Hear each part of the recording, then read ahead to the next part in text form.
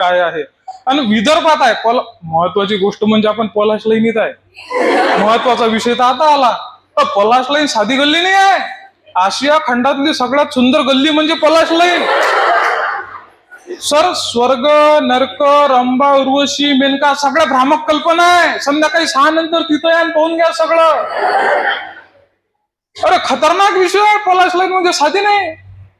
अरे एक दिवस तर तो राजेश आणि मी आम्ही इथंच होतो 2018 एमपीएससीचा अभ्यास करायसाठी. म्हणजे आताही करतो आणि कवी असल्यामुळे नोकरीवर लागायचा काही विषयच नाही.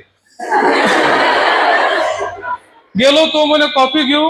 कॉफी घ्यायसाठी गेलो. फेब्रुवारीचा महिना, वरतून ऊन खालतून गरम. एक पोट्टी सर गाळगे बाबाच्या मंदिरात पुढे अशी लोयन घेऊन राहिली.